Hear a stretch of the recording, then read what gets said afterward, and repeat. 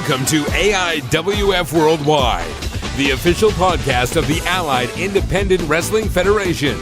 This is the program where you'll hear news, in-depth interviews, and analysis of the fastest-growing sanctioned body in wrestling today. All from the comfort of your smartphone or computer. Here is your host, the voice of AIWF Mid-Atlantic, Scott Eiland.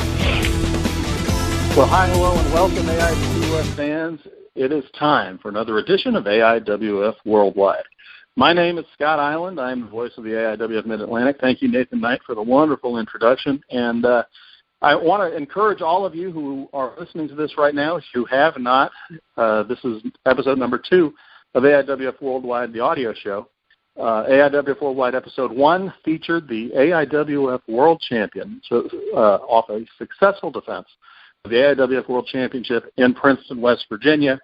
Damien Wayne escaped with the title in Princeton, and so that means come next Saturday, August 15th, at the Mount Airy National Guard Armory, Damien Wayne, as part of the Deal with the Steel, will be facing the number 1 contender to the AIWF World Championship, Tyson. These two have had a war of words that escalated in July to a grand extent in the middle of a tag team match. They had to be separated by the locker room. So the violence that I would expect inside a steel cage between Tyson and Damien Wayne, it's going to leave the wars that Damien has had with Chance Prophet in the dust, if you ask me. I think that the hatred is there. I think that these are two guys who are at their primes. And I kind of have to give the edge to the younger guy. And I'm not just saying that because he's on the line right now, but Tyson is my guest, or this week's AIWF Worldwide. Ty, welcome to AIWF Worldwide, my friend. Hello, AIWF Worldwide. This is your AIWF Tennessee Heavyweight Champion, your AIWF North Carolina Heavyweight Champion, the number 1 contender, and the true uncrowned king of AIWF, Tyson. And it's a privilege to be here today.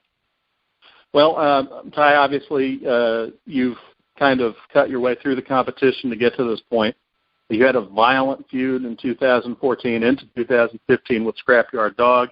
Ultimately, you emerged to the point where the people who I didn't realize had actually brought you into the AIWF all these years ago, talking about creative control, Chuck King and Rick Diesel, have positioned you to be the number 1 contender to the AIWF World Championship.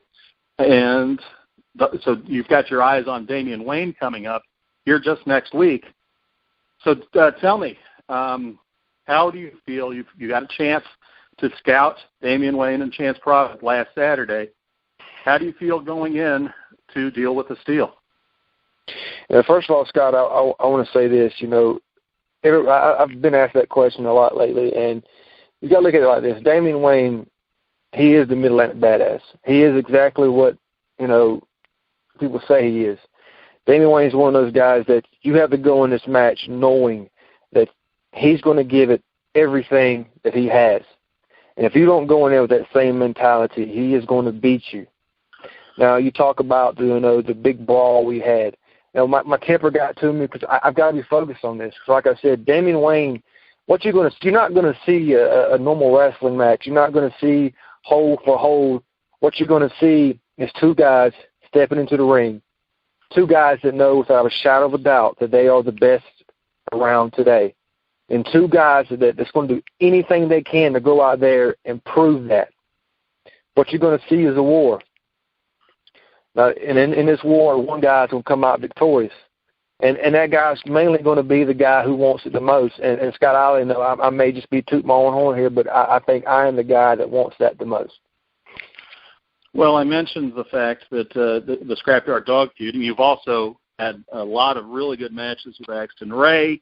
So you've been able to, the thing that Rick Diesel tells me every time he gets a chance is that you're the most well-rounded wrestler in the company right now. And that's one of the reasons why you're the number 1 contender.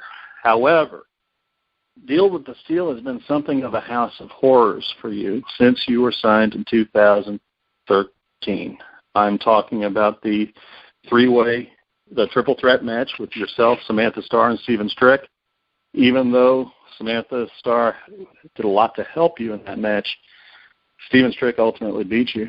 And if that was followed by one of the most brutal 5 minutes that I've ever seen in a ring when Scrapyard Dog took that fork to your forehead and forced your early ouster. Gil's obviously is the biggest. It's the granddaddy of them all. It's the biggest event on the AIWF calendar. It's the original all-cage match show going back to 1997. Does any of this factor into how you approach this year's Deal with the Steel? Jonathan, I'm sorry, Scott. I've been, as you can tell, I got a lot on my mind. That's been in the back of my mind for weeks now. I'm 0 for 2 at Deal with the Steel, and that plays a psychological role on anybody. You look at, it's a cage match, and you look at all the brutal cage matches in history. I mean, once you step into a cage, especially in an atmosphere this is going to be, there's chances you're going to get hurt. There's a chance your career could end, and, that alone could mess with anybody's head. But my goal is to stay focused on the main goal, and that's becoming the world heavyweight champion.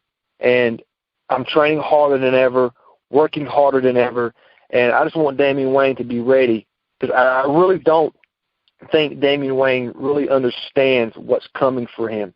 I don't think he understands the storm that is headed his way. Now, like I said, I've known Damien Wayne for a while now. I've traveled the roads with him. I've been in the ring with him. I know what Damien Wayne is capable of. And in the same aspect, Damien Wayne knows what I'm capable of. And I'm going to go in this match with one thing in my mind and one thing only. That's stepping in the ring, beating Damien Wayne, and leaving the world heavyweight champion. That's the only thing that's on my mind right now, and that's the only thing that I can be focused on right now. Well, obviously, it's going to be a violent affair. I mean, obviously, you've been pretty much stalking Damien Wayne for the last few months, obviously looking with your eye on August 15th. You've had it circled on your calendar. You've admitted as much. Yeah. You heard Damien on this podcast just last week when he said basically that you have everything that it takes to be an AIWF World Championship. He thinks it's just not yet. I'm wondering if he's being respectful as a little bit of psychological warfare. He's an old veteran. He's been at it for over, a decade and a half with Damien. He's in his mid-40s. Obviously, you'd think he's at the top of his peak, maybe sliding down. Do you think he's playing mind games with you, and how do you respond to that? If Damien Wayne's playing mind games with me, I really don't think that it's working. Damien Wayne thinks he's getting into my head. He thinks that he's throwing me off my game. See, all Damien's really doing is buying time. That's all he's doing. He talks about how I'm a young guy trying to achieve a dream, and he's got that dream. He's got that dream. See, the thing about it is, yes, Damien Wayne has that dream, and he's trying to hold on to it as hard as he can. But he knows in the back of his mind, he knows how bad I want my dream. He knows if anybody can take that dream away from him, it's going to be me.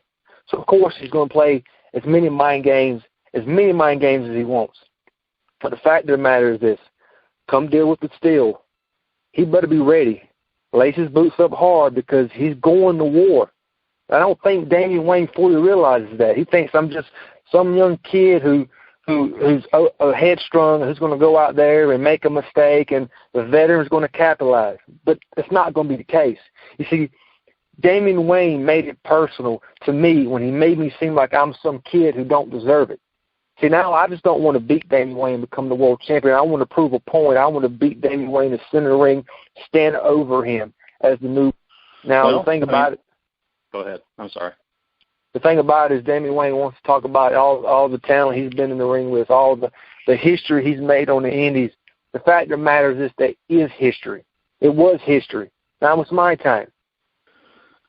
Well, you're going to get that chance, and it's a golden opportunity, and it's a chance for you to basically reverse history. I mean, when Steven Strick hit the 1-2-3, it shocked everybody. You were the odds-on favorite in that match. When you had your early exit in the big match in the cage when Scrap took it to you, that was a surprise. A lot of people think that Scrapyard Dog, while he's a veteran, you were on the rise at that point.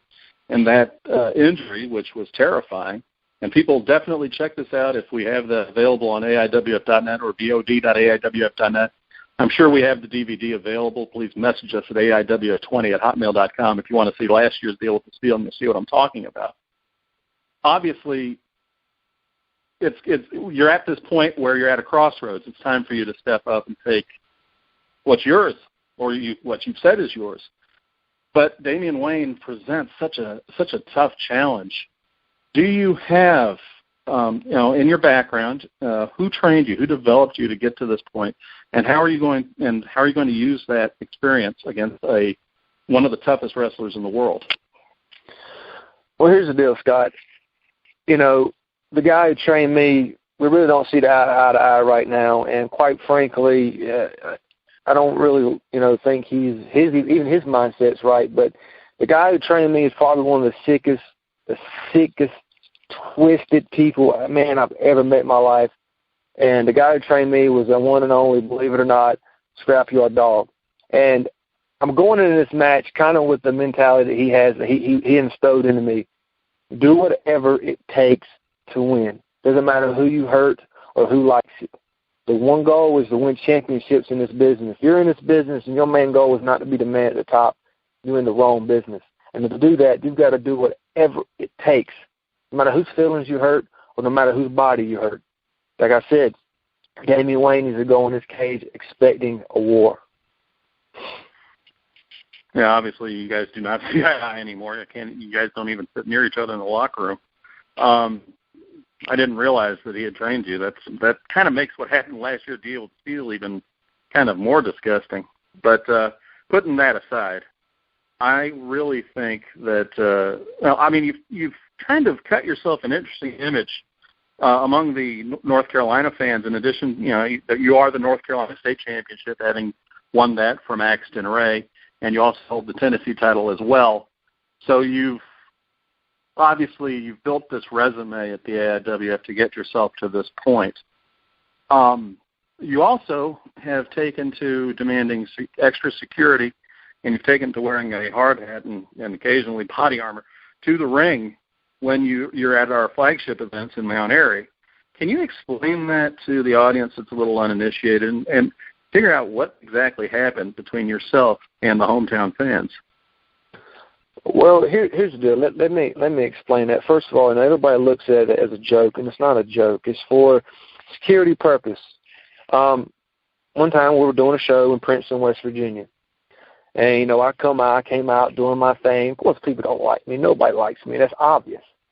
And there was this 90-something-year-old man sitting in the crowd. Yes, a 90-something-year-old man. So he's running his mouth, and I go out there to put him in his place.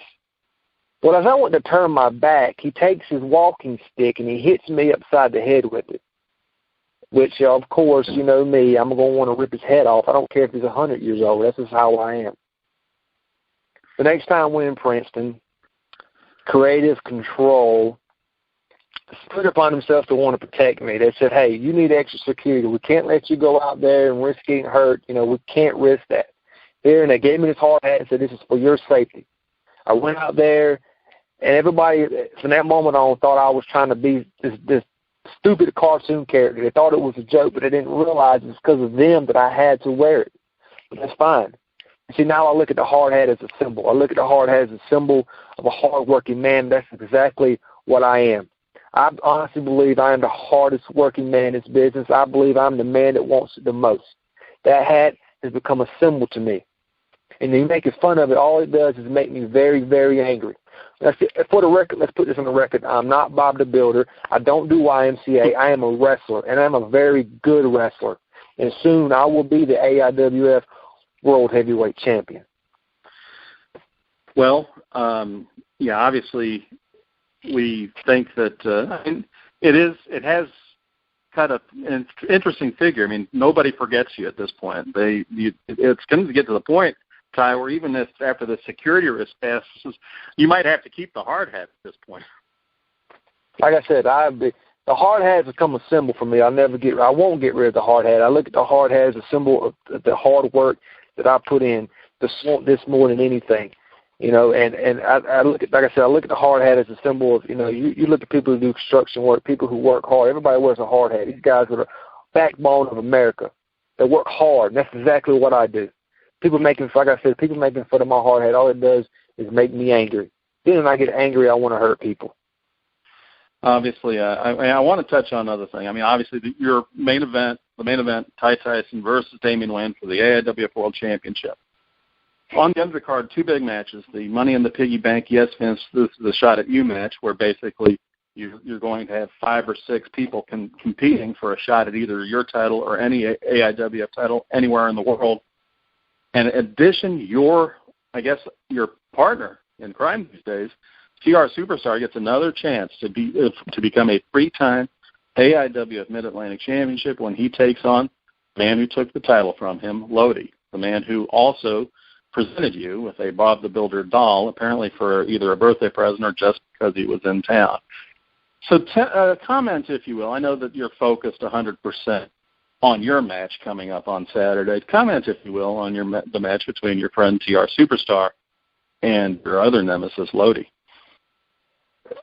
Well, my relationship with TR Superstar, started originally, when I first came into the business, when I first came in AIWF, I was with a group you remember called the Trust. Right. I remember being in this group and not being happy, not getting what I was promised. And I remember meeting TR in the locker room, and TR sitting down with me, looking at me and go, kid, you've got a lot of talent. You can go somewhere. I am the AIWF Mid-Atlantic champion. Let me show you what it's like to be a champion. Let me take you under my wing. And that's exactly what it did.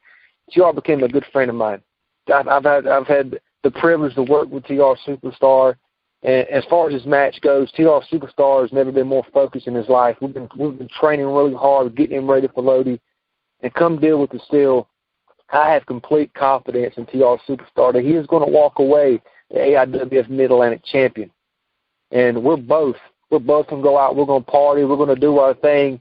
TR Superstar, I want you to know I love you, brother, and I can't wait.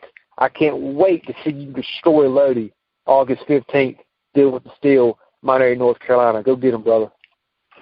So we've got the Money in the Piggy Bank. We've got the Mid-Atlantic Championship and the champion of 2 states, Tennessee and North Carolina in the AIWF, will be facing the Mid-Atlantic Badass, a man who has won virtually every major championship, save a couple, in the country. And it's going to happen in Mount Airy, North Carolina on August 15th. Don't hesitate. Get your tickets. Get there early if you are listening to this and you are within the state of North Carolina. You're definitely not going to want to miss this. But Ty, as you know, the AIWF has 40 or 50 affiliates at this point. So you've got to put yourself in a position to travel. How does one get in touch with Ty Tyson for booking? You want to get in touch with Ty Tyson, you can hit me up on Facebook, or you can contact me at vir1926@yahoo.com. I'm available for booking. If you're interested, please contact me, and I will bring the best that AIWF has to offer. Excellent. Well, Ty, I want to thank you for coming on to the show this week. I wish you luck in the coming days. Stay on the line. We do have a couple things to discuss leading up to the 15th, but good luck this Saturday, and we'll see you at the match. No problem. Thank you. All right, so Ty Tyson, ladies and gentlemen, I want to thank you guys for listening. Everybody who's listening into the program, head over to our website, head over to the YouTube channel where this is located, and go ahead and hit the like button. You want to subscribe to this. We are now available on iTunes, so just look up AIWF World Wide in iTunes, and we're going to start running these just pretty much on a weekly basis. Every week I'll be interviewing a different star, and we'll also have my broadcast partner, Matt Carter and Jonathan Darwin, in for news, reviews, and some analysis as well. So this is where this is going to begin, folks. And to those of you who are AIWF fans, we want to thank you for coming out to the events. We want to provide this to you. Matt Carter has a nice little video show that is where he talks about, up and down the road with wrestlers. Ty Tyson's going to be on a future program of that. You can see, if you look at the AIWF Wrestling YouTube page, you'll be able to view those previous episodes. It's really interesting stuff, especially if you're if you're an aspiring wrestler. It's something that you need to hear from. But if you're a fan, it's good to hear about, what these wrestlers go through on a daily basis, on a weekly basis, what they've had to put their bodies through to be successful. So definitely check all that out. And if you are interested in a booking or interested in booking the AIWF for an event, email AIWF20@hotmail.com. You can also like us on Facebook and follow us on YouTube. And don't forget to subscribe to the program. I think I hit it all. I want to thank you all for listening to AIWF Worldwide Episode 2. For Tyson, this is Scott Eiland signing off for now. We're going to see you at the matches. Thank you, and good night.